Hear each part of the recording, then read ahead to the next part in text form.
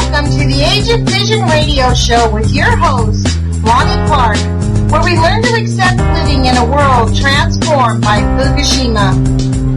Monday, Wednesday, and Friday from 8 a.m. to 9 a.m. Pacific Standard Time here on UCY.tv. We relentlessly engage every ear that listens. We share information about the facts of radiation and the nuclear industry.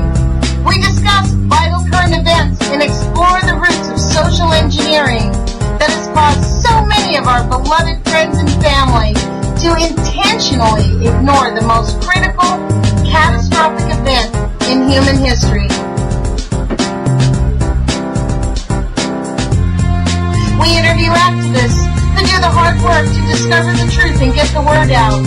We dispose the NRC's daily nuclear alerts and take phone calls from our listeners in an effort to fully engage on all topics that are changing our world. We explore exactly how radiation affects our bodies and minds to dissipate your fears and face the truth. We remind our listeners that happiness is resistance. Love is greater than fear. We share information on how to take your life back from the systems intent on enslaving our bodies, minds, and souls.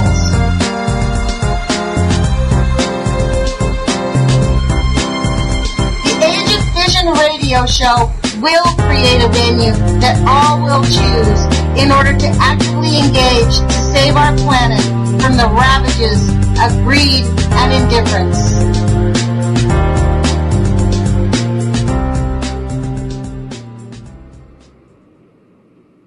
Good morning, UCY radio listeners. This is Lonnie Clark with the Age of Fission radio. Today is Friday, August 28th. I can't believe it's been almost a full month since I've been on the radio here. Thank you for joining me. Today is Call-In Friday, which is an interesting day because I never know if anybody's going to call in. So I'm somewhat prepared to talk about some issues that I have. The phone number to call in is 718-717-8296. That is 718-717-8296. One of the things I did want to share with you this morning is the fact that the Nuclear Regulatory Commission has extended its public comment time on the proposed linear no threshold model and standards for protection against radiation. You know how they're trying to make it so that hormesis is the new idea. At least the licensees want that, so that they don't have to actually keep track of the radiation. The changing to the hormesis will change the way they measure radiation altogether, and they'll start saying that radiation is good for us. So the comment period for the document published on June 23rd at 80 FR 35870 is extended. Comments should be filed no later than November 19th, 2015. So you can log in to www.nrc.gov, and they have a little link where it talks about public comments. You do the drop down and you go into, this is the docket number NRC-215-0057, and then the notice for extending it is -0086. So you can actually go online and put your comments in that even as bad as we know the radiation is going to be, that we believe that our government and the agencies that are charged with protecting the public actually really continue to protect the public. Just because we have a situation that is out of hand and they have no idea how to really manage it does not mean that our government ought not to at least address the reality of what it's all about. You know, one of the things I talked about early in this radio show is that I read poetry a lot. And I actually do read. I actually pick up books and read them. But I do go through poetry. I'd love to read this book, The Way of Life by Lao Tzu. I found a poem that actually kind of talks about where we're at. I know many of us are coming into the idea that September, I don't know about you, but I get this ominous feeling The elites kind of like to do things in September. They have a penchant for numbers. If you notice, a lot of the so-called, quote, events happen on 9/11 or just different dates. They have just different dates that they use. So, but I found this poem was really interesting. By Lao Tzu, it's number 43. As the soft yield of water cleaves obstinate stone, so to yield with life solves the insoluble.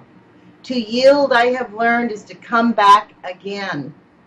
But this unworded lesson, this easy example, is lost upon men. That really sent chills down my spine when I read it. It was written, what do they say, about 600 years before Christ. So, you know, humanity has been grappling with the same thing for many, many, many years. Many decades and centuries, actually. And it's about the powers that be deciding that they're going to have their way with complete disregard to the rest of humanity. Only I think this is the first time in our history of humanity where we are mass, wide-scale science experiments. We are their little lab rats, and they are unrepentant about it. It is actually really a stunning set of affairs. Let me give you that number again to call in case I can encourage anyone to call in. 718-717-8296. It's Call-In Friday. I would really like to have your dialogue about any of the things I've discussed on the radio or anything that you see in the news that you think is important. One of the things that's happened to me in this last little bit, the last few weeks, is I have made more of an effort to listen to almost all of the radio programs on UCY Radio. The reason I wanted to see really what other ideas were out there, I had been listening to geoengineering, to Jules's show, First Cup in the Morning, but you know, this radio show really provides a venue for people with a variety of interests in protecting humanity, and that is seeming to be the running theme of every single show. Every single host that's on this radio show is really ultimately concerned about helping humanity survive. And I think that is exactly where we're all at. Like, we are at a very critical time on the planet. I don't know how you feel about this, but, you know, I always check the Hill. I go to the Hill and look for news stories because the Hill is what runs. They report the establishment point of view from Washington, D.C., and it's thehill.com. And you can go on there and find out. I like to look under the policy section under energy and, what's it called? Energy and environment, which is kind of ironic that they understand that the energy department is actually destroying the environment, so they're sort of lumped up together, you know? If they, on an unconscious level, did not recognize that the energy industry is not destroying the environment, the two would not be connected. They don't have health care in the environment. They have health care. They don't have finance. They have a technology section, a transportation section. But I like to go to the energy department to find out what our government is doing about Fukushima, if anything at all. And they are still doing 100% the very same level of denial. Mysterious whale death spur NOAA probe. NOAA is actually going to probe the mysterious deaths. So one of the things I kind of want to do, and I'm wondering if I can actually find this out, is find out how much money we're going to spend on these fake investigations. Hold on, I think I hear a truck. I'm going to shut the noise out. So one of the things that I really, you know, there were, 11 fin whales, 14 humpback whales, 1 gray whale, and 4 unidentified cetaceans have been found stranded around the islands of the western Gulf of Alaska. Most of us know about this, but, you know, it really does bring it home when our government spends money, really spends money to just deny the obvious. Fukushima is out of control. That brings me to the other little news story that I was reading. It's ironic because in America they're just now denying the mysterious deaths of the whales. We haven't even gotten to the people who are going to start dying because we haven't had those catastrophic numbers like they have in Japan, where the children are all getting cancer now, and they're denying it. The nuclear industry really does deny that radiation causes harm. That's the incredulous part. And it is kind of a stunning set of affairs that Jules was saying this on her radio show this morning. If anybody actually brings up the idea that the vaccines are killing people, that the GMOs are killing people, that radiation is killing people, we're considered lunatics and extreme and far left. You know, I don't know far left, but we're considered suspect because we actually are willing to talk about the truth. So this speaks to a really deep level, a really deep-seated level of anxiety in our country about really how we stand up for ourselves. You know, Naomi Klein wrote the book, The Shock Doctrine. And I don't know if you've read it, but it's quite a long book. And it really goes into how the system works to shock people into silence and allows us to get into a place where we can just continue to ignore this.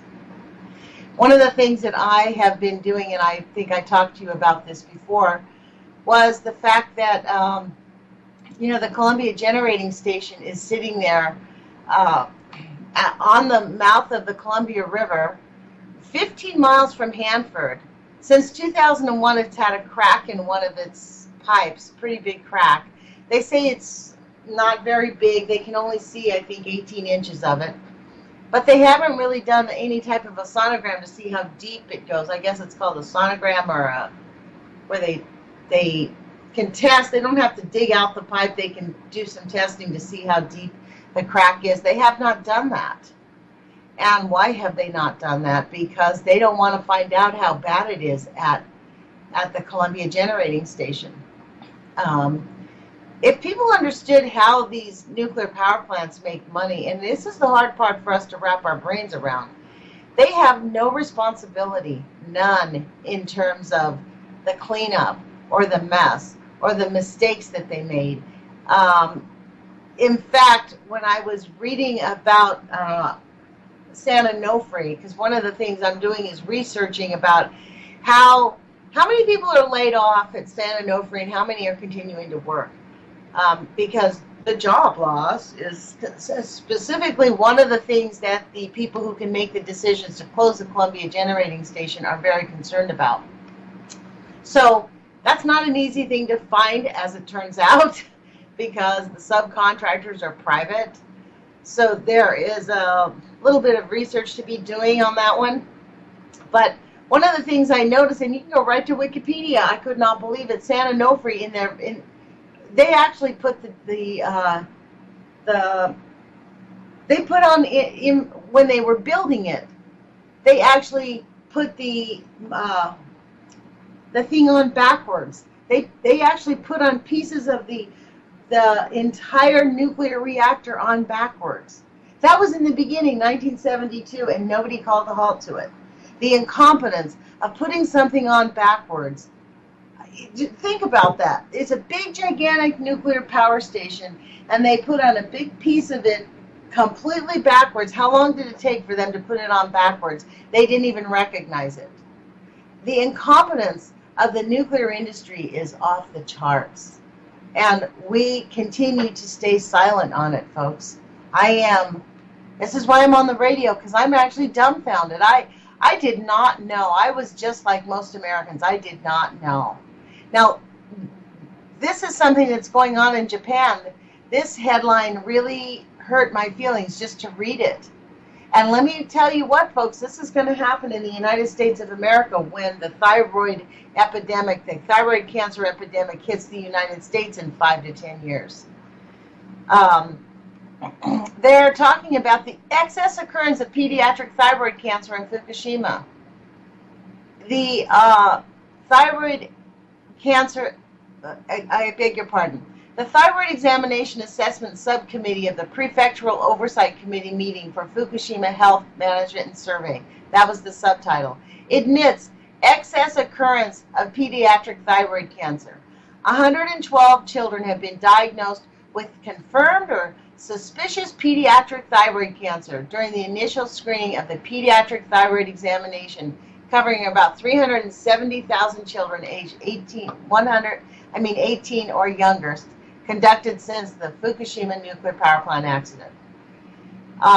In the full-scale screening or the second-round screening, 15 children were newly diagnosed similarly. So 15 to 18. You notice how they don't give us the results? Like they ink them out. That's 112 plus 15. I am very suspicious of these numbers because I don't believe that they're adequately testing the children in Fukushima at all. I have read stories, and we've seen them all on ENE News, where they basically are denying that children have had these thyroid nodes. They lie to the parents.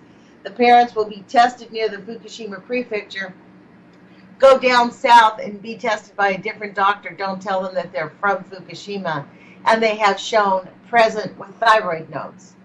So the entire medical industry, which is really run by the Japanese government in Japan, you can't really call them doctors. You can't call them scientists. These are people who are willing to lie for their jobs. Not only willing to lie, but they're willing to kill children.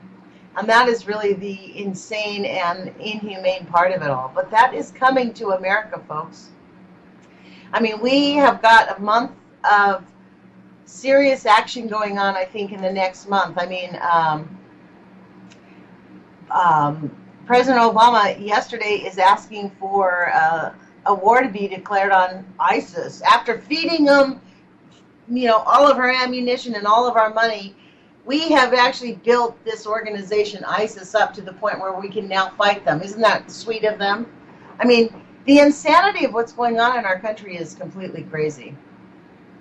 Well, it is now 16 after, folks. Nobody has called me. I'm going to give you our phone number again. The phone number to call in is 718-717-8296. It's call-in Friday. On Mondays, I usually do the nuclear alerts and read the nuclear news. On Wednesdays, we have an interview, and Fridays is an opportunity for those people that listen to this radio show to engage and talk to me about whether you agree or disagree with me, to share ideas. I find it very fascinating that there are a lot of people out there that are activists, doing what they can in their own little tiny community. The issue is we have no venue to come together, and I view this radio show as a venue for us to join forces. I am actively engaged now, working to shut down the Columbia generating station.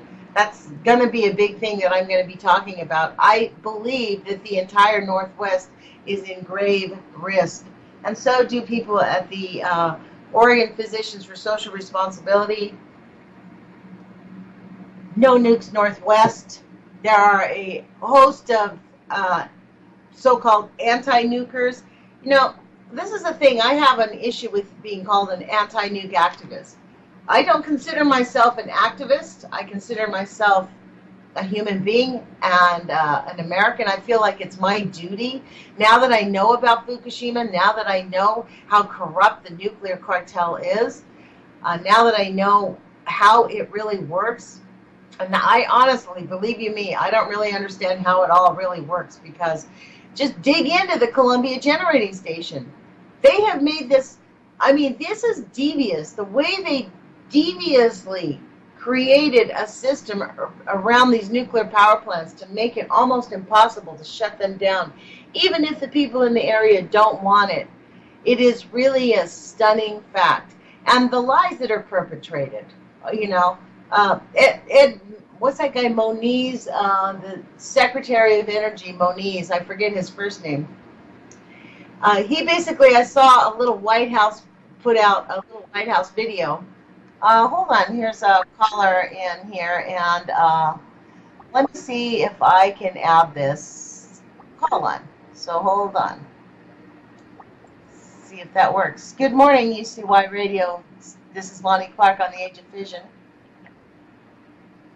Hello? Hello? Hi, you've called the UCY Radio Age of Fission radio show. Who am I speaking with? My name is Eric Oppenheim. Hi, Eric. Thank you for calling, and I want to thank you. Thank you so much. I'm actually really grateful that you called. So I, when you were the first person who made a comment on my radio show the very first day, and I actually took that to heart, and I really appreciate your feedback. Yeah, I just wanted to call in and because no one else was calling in here. Well, I don't know how many people listen, so I appreciate you calling. What is it you'd like to discuss? What is it that is prompting your call? I'm letting you know that there are people out here listening. What part of the world do you live in, Eric, if you don't mind me asking? I couldn't hear that. Where are you? What part of the world are you in? I live in Brooklyn, New York. Okay, so I've been here about 25 years or so. Wow. I'm from Idaho. Wow. And I've lived in Olympia, Washington State. Wow. So I'm familiar with the Hanford and all that. And the now I am. This is really a really nasty little thing. I mean, in your neck of the woods, I think the nuclear power plant that I think, in the top of my head, that I think is probably the worst is that one right outside of New York. What's it called? It escapes me. Indian Point. Yeah. From what I've read, it's leaking. From what I've read, it's a continual slow leak into the water supply of New York City. Have you read that? Absolutely. The tritium leaks every day. They tell us that's fine for us. And there's public service announcements when you go into the grocery store and you're fed this music, and they will tell you how the Indian Point is necessary. Will they really? Vital. It's quite disgusting to hear it. You mean they actually have like little so-called advertisements, government propaganda that basically trying to convince people that Indian Point is bringing energy to the New York area? Absolutely, and it's vital, and wow. I mean, are you as dumbfounded as I am at the complete complicity? I have to say, I am dumbfounded that the people in charge of making decisions are willing to just ignore scientific fact. I mean, this is one of the first things I did when I first found out about Fukushima and the catastrophic effects of radiation. When I started looking into it, I went onto the Google Maps and I printed out a map of the cancer clusters. You can actually go to Google Map and print out cancer clusters, and then on Google Images, and then I printed out a map of the nuclear power plants, because when I found out, I have lived on the West Coast most of my entire life, and I frankly, it was not ever a thought in my mind. I did not know that we had almost 100 nuclear reactors in our country. I had no concept about the nuclear energy industry at all. And one of the things I did was I overlaid the cancer clusters on top of the reactor, where the reactors are. And, that's kind of a basic science thing. I'm not a scientist in any way, but the scientists have to know the facts. People that work in this industry can't just keep continuing to lie to themselves. And I'm just blown away by their denial. I think we have known since the 50s. We've known for a long time. And what I really think is that Russia and America, we've already had World War III. We started bombing our own citizens, they did, by testing all these nuclear weapons in our own countries, on their own people. I agree. So there was no need for a bomb. We've already had the bombs. We've already had 2,300 tests or something. Right. We have more than just 3 dirty spots. There's more than just Chernobyl, Fukushima, and 3 Mile Island. Yeah, and all over the place. Hanford is one of the biggest dead zones there is. Even a place like off of, I think it's in Illinois, Zion nuclear power plant is closed down, right? I have a client that lives out there whose 2 children, one of their children has like a disorder, a brain disorder, and they're managing it. The child's going to grow up normally, but he's struggling as a little kid to be able to focus and he has to be medicated. I mean, we are really literally their science experiments. and it is really unconscionable that we're just lying down and taking it, and what, like us, the few of us that actually are paying attention, if we say anything, we're considered extreme.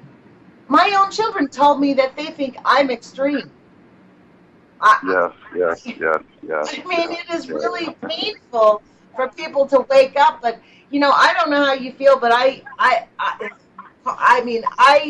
have a very strong feeling that we are not going to pass through September without some catastrophic event happening. And I don't know, I think that we are amping up the drumbeats of war, and they are about to start, having an excuse as to why we have all this radiation on the planet. Because Fukushima is really, I mean, we're almost inured to it. We're almost like you go to ENE News, you read the articles that says, 3 trillion becquerels coming from Fukushima. Like, really, 3 trillion? To me, when they use those numbers like that, I think they just don't have any clue. Like, how do they measure trillions, and what's the number after trillions? Because in the Age of Fission, as we all know, it's going to expand. The radiation is going to expand. It's going to get bigger and bigger. So we're having more and more radiation. It's not like it's going away, folks. And we do not know what those numbers mean. We've been told those numbers ever since it happened. We watch it explode. We see these numbers. Then we find out they're based on models and more, and then they tell us whatever 300 tons or whatever. Just their terminology, it's confusing. Well, it's even why use tons for water? Right. We know gallons in America. Right. We don't understand tons. So that was a long time ago. And most of the world uses meters. But, that even you bring up a really good point, because in this book that I read, Population Control Through Nuclear Pollution, I read it on my YouTube channel. And that's for our little tiny bits, right? Well, and one of the chapters, John Goffman talked about how they came up with that 10,000 in one model. It was really, that stuck in my head more than anything else. They actually, the reason that they came, they before Obama changed the radiation limits, they would warn us when they figured the radiation was so bad, 1 in 10,000 would get exposed to a high level of radiation. The way they came up with it is John Goffman and Arthur Tamplin wanted to test 100,000 people. The government said, no, that's too many people. That's going to take too long. We can't study 100,000. They said, we want you to study 10. They said, well, we can't just study 10. They said, well, study 10, and we'll make the assumption based on 1,000. And then when they studied 10 and compared it to a study of 1,000, they said, well, if 1 in 1,000 would get cancer, we can make the assumption that it's 1 in 10,000. They really did not study it. It is actually a stunning state of affairs to recognize they are not studying the negative effects of radiation on the human body in any serious manner. Why would they point that out to us? Well, remember Dana, and he pointed out Dr. Gilmedi. Look. Remember when WHIP happened, and then Dana Dumford pointed out Dr. Gilmedi. Isn't Dr. Gilmedi the guy who tests all the beagles? He's the one who keeps testing beagles over and over and over again? Right, with small amounts of plutonium or americium or something, and every time. Now, why don't we believe him? Right. Well, he's given us real numbers. Well, what's interesting about Dr. Gilmedi is he keeps testing in an effort to prove hormesis. That's why he's testing. He wants to show that it's just not so bad. That's why he keeps getting funding, because instead of drawing the conclusion like Goffman and Tamplin did, that radiation is really not to be used on a widespread effort, he basically keeps going. He gets money because he keeps saying, well, we're going to prove that hormesis will work. So they keep giving him money because he's working to give them the answer they want to hear. And we already have those answers, and we see it on the Simpsons. They've been giving that to us for years, and we are waiting for the glow in the dark. That will never, ever happen. Yeah. We're not going to glow in the dark. You wait for that, that's ridiculous. No, and you know what, Eric, it's really interesting because one of the things that happens with people, with humans, and we're probably seeing it in the ocean, and because it's not being tested, it's not just the deaths and the cancers, it's the sterility. These creatures are not going, we are not going to be able to reproduce. We're going to create a planet with very few creatures living on it. And it is going to take a long time for us to come back against. This is a crime against our entire planet.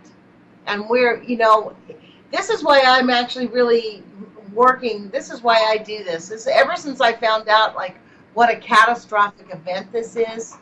And really, hats off to the Nazis, man. They really have convinced Americans that it's not that bad. Because I spoke to a woman who, my science teacher at school, her dad worked at Hanford most of her life. And he retired when he was 60 years old. He got an early retirement, died of cancer 2 years later, and she, to this day, does not believe it came from his exposure to Hanford. I'm like, you've got to be joking. Like, that, how can you, the way that it works, this is one of the things, and I haven't been able to wrangle Shane Russell to being able to get a radio interview yet, because he works, he's just got an incredibly busy schedule, but he explained to me that this is how the radiation works inside our bodies. The rate of decay is only breaks down so often, so it doesn't actually the isotopes go into our body, attach themselves to us, but they sit there dormant, and at the rate of decay, that's when they explode inside of our bodies. That's why it takes 15 to 20 years for something to actually cause us cancer, because it's just sitting there waiting to explode, and then once that time frame passes, the isotope will actually, have the state of fission. It'll actually explode and decay inside of our body, and when it decays inside of our body, that's when it causes damage and harm. So this is where the nuclear industry has really, they think they found the golden goose, because they can blame. What's ironic is not only can they blame other industries, but they have put full force behind, as we've heard with Jules's show, the pharmaceutical industry is using us like lab rats. And so it's plausible deniability. Is it caused by the pharmaceutical industry? Is it caused by the GMO industry? Is it caused by the nuclear industry? The effects of the detriment to our DNA in many of the cases is identical in that it causes genetic harm and it causes sterility. So absolutely, and you cannot prove where you got it. You can't prove that you ate a Hershey bar from because that's next to 3 Mile Island, the dairy, and then you eat a Hershey bar, and you cannot prove it. Exactly right. Well, like my sister living in Pennsylvania has 2 autistic grandchildren, right? They live very near 3 nuclear power plants. And honestly, when I said, it's probably because you live next to a nuclear power plant, she's like, no, that's not what caused it. It's probably the GM. They say it's lifestyle. So how do you explain that a 2-year-old or a 7-year-old, that's the lifestyle? Well, they got leukemia because of their lifestyle. They're a smoker, drinker, they do drugs. Right. And you're 7, well, you're 3. Because their parents, what they're telling the parents in Fukushima is that the parents are causing the cancer for the kids because they're so worried. I mean, really, they're literally stressing their kids out, so it's the parents' responsibility. I mean, what I'm curious about is when this really comes to a head, because we haven't even seen the beginning of it. We're at the very tip of the collapse. I mean, they have refused to put any real science and think outside the box to how they stop Fukushima, or even any of the nuclear power plants. As you say, where you live, it's a slow leak of tritium. Like, as if we all over here. Just accept tritium in our life now. They tell us it's not harmful. Right, it's not harmful. It's radioactive hydrogen. Are they really telling you that tritium is not harmful to you over there in New York? Do they really have the nerve to say that? That's what they say, absolutely. That is so outrageous. Okay, so now I'm going to put that on my list of things to research, because that, the only way we can combat these lies is to do our own research and find out information and bring, although you know what happens when we bring the facts to people, it's like the shock doctrine. Naomi Klein talks about it perfectly. People have been conditioned, like my friend Jenny, who said, Lonnie, I get it, but if I really thought our government was doing this to us, I'd have a nervous breakdown. I'm like, well, then you better be prepared, because they're definitely doing it to us. And I don't believe that I don't believe that we're that weak. I think that more people are stronger than what we really believe. Like, I'm the eternal optimist. I really think that we have the capacity to overcome this challenge, but we need to accept that we're in it, and it has been our complicity and our denial that's allowed it to get out of hand. But I think that we really do need to face it and have these open discussions. This is why, like, UCY Radio to me is one of the best since I found it. It's just been really astounding. I was listening to the geoengineering show before Kevin got on the Post Ignorance Project. When he got offered his radio show, I was listening to the geoengineering, and that is super fascinating. All of these things, all these hosts on this radio station have these ideas and things, and we're bringing information, but the issue is, how do we activate the masses? How do we get people to actually start working on the systems that are that are intentionally set up to oppress us? I've had people say, well, it doesn't really work to contact your elected officials. I disagree, mostly because if we can activate our neighbors, for example, like my neighbors in my neighborhood, to not just go to the polls and vote for Ron Wyden once again, who, in my view, Ron Wyden is completely sold out. He's considered a liberal senator, but he's, in my view, not at all liberal. He's the person who actually put Fukushima under the Patriot Act. I mean, I called his office. They said, well, we had to get it classified and we can't talk to you about it because it's now classified information under the Patriot Act as a national security issue. So they can't. And didn't he go over there and he was all worried, and then he came back and shut his mouth? Well, that talks about what? The collusion and the coercion.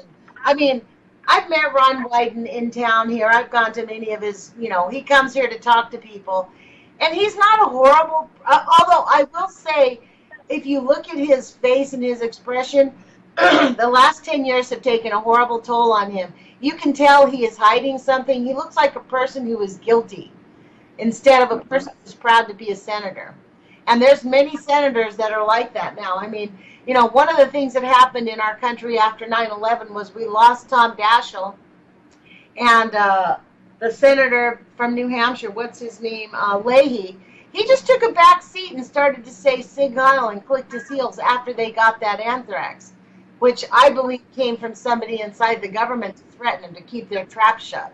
So, we have a government that has been colluded and coerced. And this is how fascism really functions. And, I mean, I think it's our obligation to talk about it clearly and unequivocally. And the only thing that we have is our voice. I mean, the elections are stolen pretty much. You know what I mean? Like, we have stolen elections. The media has been sold out. And so what we have is our voice. And I feel like they need to just deny us. Like, I have to say, my heart is out to the Japanese people. They have taken to the streets. Before that Sendai plant got reopened, this article that I read said they counted at least 100,000 people in the streets. 100,000 people came out into the streets to protest it, and they still opened it up. 4 days later, there's a huge, gigantic explosion at a volcano there. And have you noticed, Eric, that we have not heard a word about what happened? Nothing. We have heard nothing about it. So. Yeah, we'll wait forever. Yeah. Well, I am. I actually have a nephew, and he's in the Marine Corps, and he's stationed in the southeast there of Japan.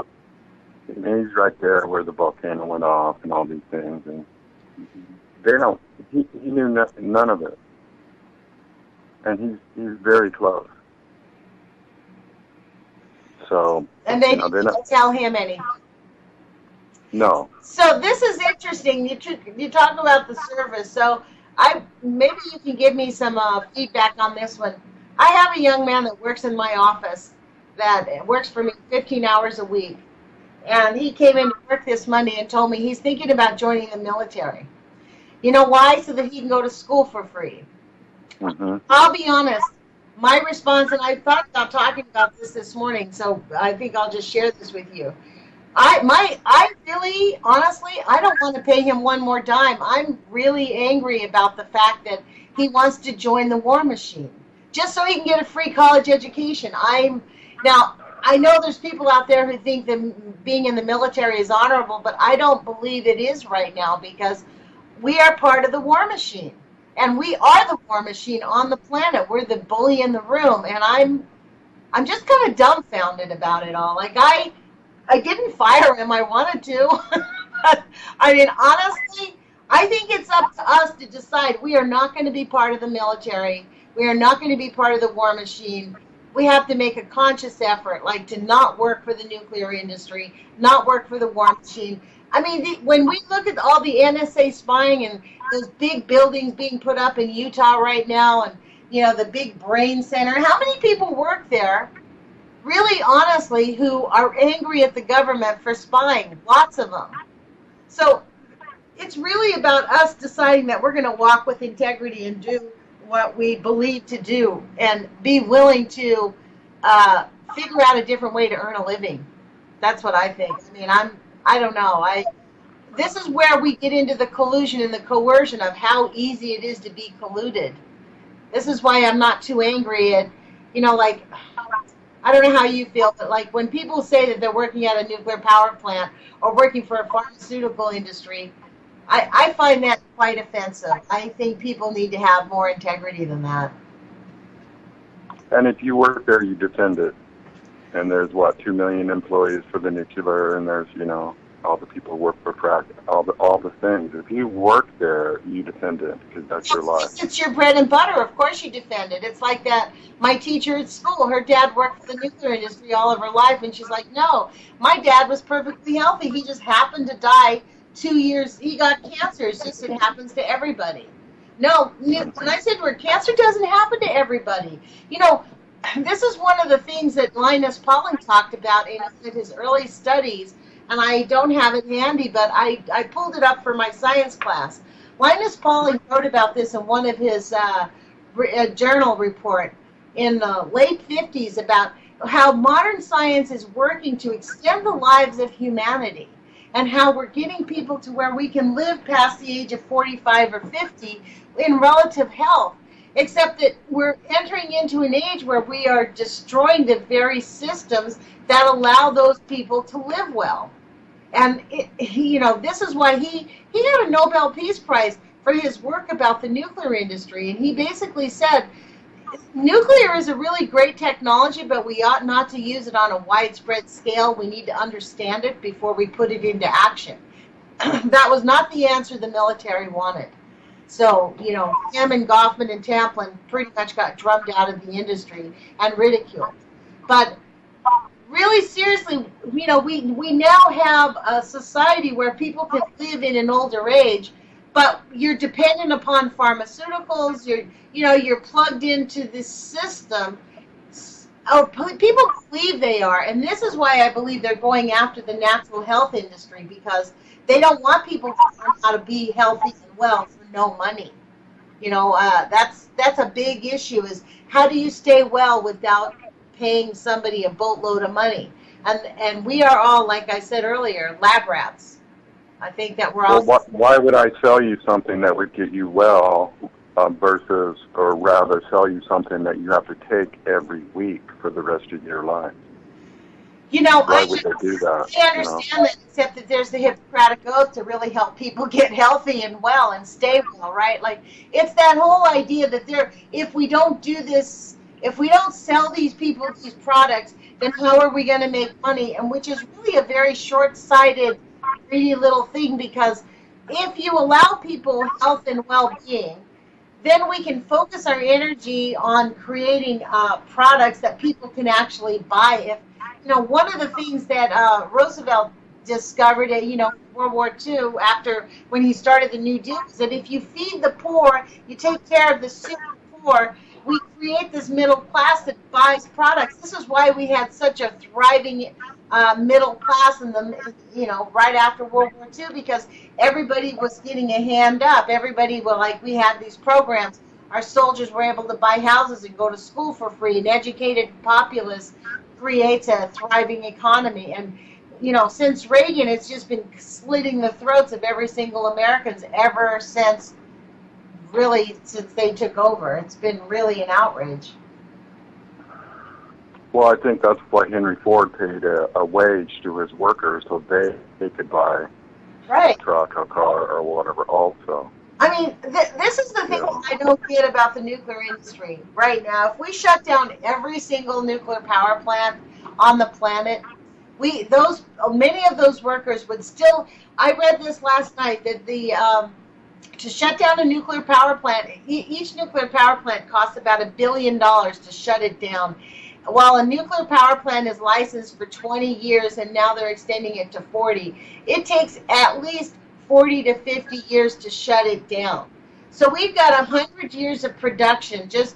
Even if we close down every nuclear power plant, the population that would be working at the nuclear power plant is just about the same. And so there's no real loss of industry. And the industries that will spur out of that, if we use real science, like right now we have a scientific urgency to figure out how to stop the fission. We're living in the age of fission because no one's trying to figure out how to stop it. They're not figuring out how to plug the holes in Fukushima. They're spending money denying it and trying to spin it. They're spending billions of dollars trying to spin it. That article this morning from Japan was so offensive. They're talking about the doctors in Japan are saying there's an over-reporting of thyroid cancer among the children in Fukushima, and they're trying to figure out why there's an over-reporting of thyroid cancer. Instead of saying, hey, we're getting thyroid cancer because of Fukushima nuclear power plant blew up on us, they're trying to deny that these children are dying of cancer, and they're blaming the parents. I mean, the insanity, the backwardsness, it's almost like humanity made these really great progressive steps forward, and then all of a sudden we're just deciding to go backwards. It's what I call the Caligula effect. You know what I mean? Like everybody gets to act like Caligula and pretend that slaughtering children is normal. It's so outrageous. This is what draws me to. This is why I accepted this radio show. Why I decided, okay, I'm going to make this commitment to 3 days a week, because I think it needs to be talked about. And one of my big efforts is to give people courage, the courage to stand up. We have lost our courage and lost our integrity. We really need to find our integrity. And none of us are perfect. And when we're on the wrong road, all we have to do is admit it and make an effort to go towards the right road. All of us make missteps. Nobody is perfect on this path, but each of us needs to hold each other's hands, help edify each other, and then we can find our way out of it. Because believe you me, I really genuinely believe that there are some scientific brains, numbers people who can think scientifically and understand all this science, who can figure out how to meld all these different concepts. Intuitively, I believe that Fukushima is going to be cured through sound healing or maybe through mushrooms, because mushrooms have their own brain of their own, and they can digest and create things in a way that we don't understand. There's science out there that we don't comprehend. Our scientists have the hubris to think that we understand a lot of things, and the real scientists really comprehend that we understand very little, and that there's a lot more to understand. And I think if we really face it with courage and honesty, that humanity can survive, and we will get through this. Yeah, I'd just like to bring up John Trudell and coherent thinking, and that's what he's trying to stress, and it's void of emotion. John Trudell? John Trudell. T-R-U-D-S. Oh, wow. Did he write a book? He's been an activist forever. He's very interesting, and everyone's going to say he's crazy. But if you listen to him, he's very interesting. And one thing he points out is don't worry about what they are going to do. We know what they are going to do. We know they're going to lie and lie and lie. We know that, and it's about what we are going to do. That's exactly right. It is about what we are going to do, because we know what they're going to do. They've already shown us what they do. And Right. and the they out there, ironically enough, the they out them is almost like us. That's the interesting thing. Like they are, I mean, Kevin talks about this. The government is us. We're a reflection. We're all connected. And so what we have to, I think that's why it's important for us to think about what we are going to do. Because when we change our minds, they change their minds. Our energy, our thoughts are things. And what we think about, there's an old phrase in sales, you're not what you think about, but what you think you are. So it's very important not to ruminate on the negative, but to ruminate on the possibilities of the future and try to figure out what we can do to manifest a better outcome. John Trudell. Well, I'm going to look into him. I actually just Googled him. He's got it's johntrudell.com, TRUDELL.com, right? He's got music and he's got a website. There actually was a Google page about him saying he's an activist about it. Absolutely. He's very interesting. There's a lot on him. He's an example of someone that's been fighting for a while. Yeah, that's these people, you see them young, and then you see them old. Yeah. Jack Herr, you see him young, or 40, and then you see him when he's 60. He had a stroke, unfortunately. But it's interesting to see these people. When it first blew up, I was convinced. Fukushima, when it first blew up, I was convinced that we were going to shut down nuclear power. We're going to have 320 million people rise up. And then slowly, Radchik has to point out that, that it's going to take the one right next to us to blow up. Yes. And we'll still deny it. I think so. People who deny it now will still deny it. You know what? That's my anxiety about the Columbia Generating Station. I mean, check this out. The Oregon Physicians for Social Responsibility hired a geologist and discovered two things about that. Columbia Generating Station is sitting on top of a very active earthquake fault. They predicted a 9.0 or greater earthquake, which happens every 600 or 700 years, and we're past due. So they're saying it could be any time, and it will be any time. Now, if that happens, the entire breadbasket for the United States is going to go to shit. And so our elected officials are telling us, the people who are in charge of shutting this down are saying, well, we don't want to harm the economy, and we need the millions of dollars that comes into Washington State. I mean, the backwards thinking on this is just beyond comprehension. It's astounding. And they're leaking out. They've been leaking those open trenches, all that yellow, all that stuff. It's leaking every day. Oh, yeah. Well, actually, this is why the Columbia Generating Station is so urgent. It is 15 miles, 15, away from the Hanford nuclear dump site, which needs to be maintained 24 hours a day in order for it to not overheat. So they have been basically, if there is any type of a meltdown at CGS, they can't get into Hanford, and Hanford will get out of control. So we're not just dealing with a nuclear power site, we're talking about a nuclear dump site a hand's throw away, 15 miles away, that could make it probably far worse than Fukushima if it ever has any kind of a negative thing happen. And we know that it is going to have something. This was the other thing. This was really astounding.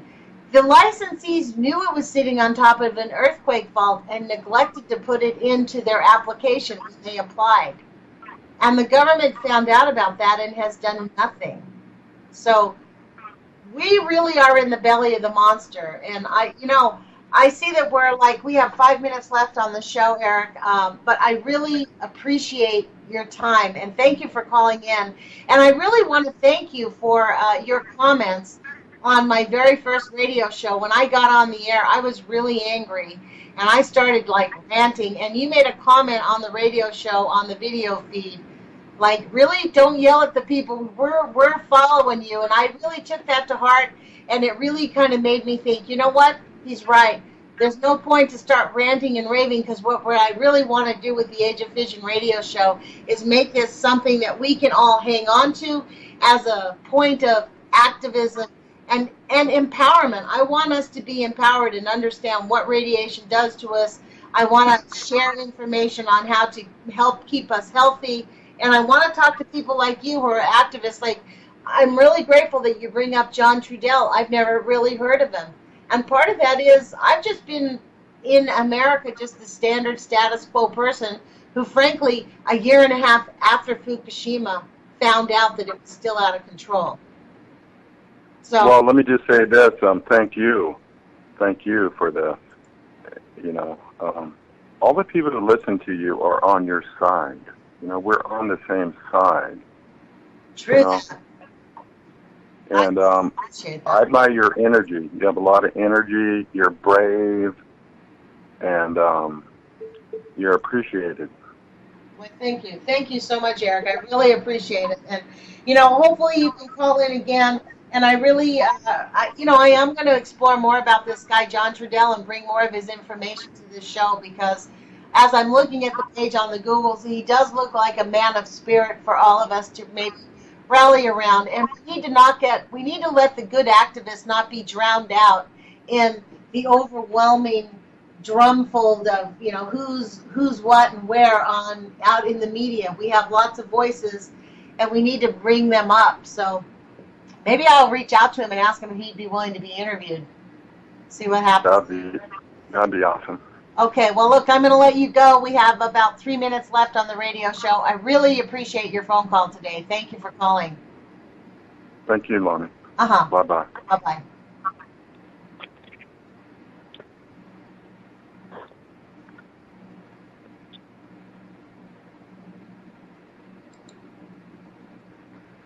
So here we are again at UCY Radio. It's 8:57. Thank you, Eric, for calling in. I really appreciate it. It's really good to dialogue with the listeners of this radio show and of UCY Radio. They have really great ideas, and this is really the point of it, for us to come together and bring our ideas out so that we can actually be effective as citizens of the world. And as Mimi German reminded me, we're not so much Americans anymore. I mean, the powers that be have sort of erased all of our boundaries, because we're talking about saving the planet. The crimes against humanity that are being perpetrated by the nuclear industry, by the brainwashing, I call it the brainwashing industry in my own little head. They just drum us, pound us full every single day and make us believe that something's not quite right with us because we're admitting the facts. And I refuse to give in to that idea. So, look, on Monday I will be bringing you the nuclear alerts that have happened. There was a nuclear alert out at the Columbia Generating Station this last week. I want to remind people to put your comments in at the nrc.gov. That has been extended, I think it was till November 19th, I think. And if you're on the West Coast, please get engaged in going to nonukes.org, and we can find out information on how to shut down the Columbia Generating Station as quickly as possible. If you're on the East Coast, get actively engaged and put pressure on to end all things nuclear. We do not need nuclear power. They only lead to nuclear war. So thank you guys. We'll see you guys on